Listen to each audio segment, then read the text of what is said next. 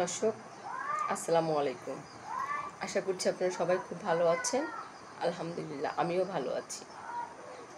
আসলে আজকে এসেছি আপনাদের সাথে একটু কথা বলার জন্য। সেটা হচ্ছে ভালোবাসা। আমরা সবাই ভালোবাসতে পারি, বাট ভালোবাসা টিকিয়ে রাখাটা সম্ভব হয় না।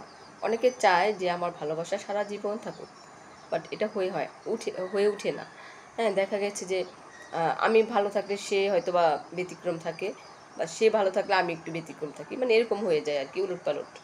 তো যাই হোক, তবে আমি যেটা মানে বিশ্বাস করি মনে প্রাণে, সেটা হচ্ছে ভালোবাসা না অ্যাকচুয়ালি দুইটা জিনিসের উপরে ডিপেন্ড করে।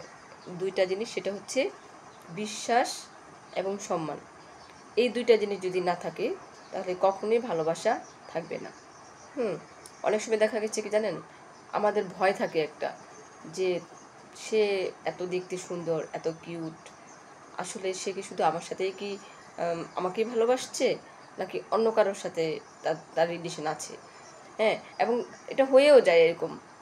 আসলে সন্দেহ তখনই হয় যখন তার চলাফেরা, তার কথা বলার ভঙ্গিমা একটু চেঞ্জ হয়ে যায়। হ্যাঁ, তখনই কিন্তু আমরা জিনিসটা মানে টেনশনে পড়ে যাই যে সে কেন এমন করছে, আগে তো এমন ছিল না। কিছুদিন আমাদের যখন মানে কিছু রিলেশনের কিছুদিন কেটে যায়, তখন দেখা গেছে সে চেঞ্জ হয়ে যায়। এই জিনিসগুলো অনেক সময় হয়।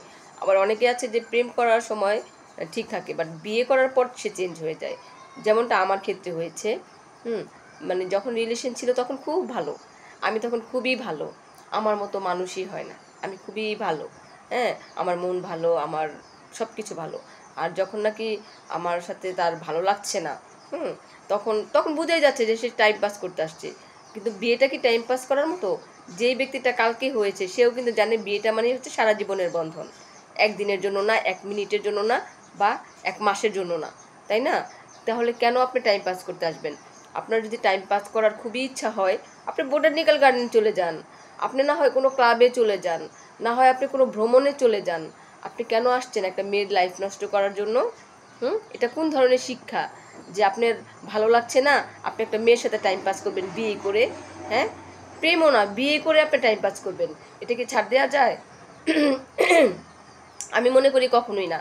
আর আমি এটাও চিন্তা করি যে আহ, অন্যায় করে এবং যে অন্যায়কে সহযোগিতা করে সমান অপরাধ। তাই আমি আমার ক্ষেত্রে আমি এটা বলবো যে আমি কখনোই ছাড় দিব না। হ্যাঁ, মানে ছাড় দেওয়া যায়, বাট ছেড়ে দেওয়া যায় না, কখনোই না, ইম্পসিবল। হ্যাঁ, সবার ক্ষেত্রে, আপনাদের ক্ষেত্রেও সেটাই। যদি কখনো কেউ এমন করে, অবশ্যই তাকে উচিত শিক্ষা দিবেন, তাকে এইভাবেই ছেড়ে দিবেন না। ঠিক আছে? মানুষ এখন সব কিছু বুঝতে শিখেছে, মানুষ এখন আর বোকা নাই, সবাই চালাক, সবাই ভাত খায়। সো আপনারাও কেয়ারফুল থাকবেন। এবং আমি তো অবশ্যই স্ট্রং, ভ্যারি স্ট্রং। আমি কখনোই ছাড় দিব না। ভালো থাকবেন, সুস্থ থাকবেন।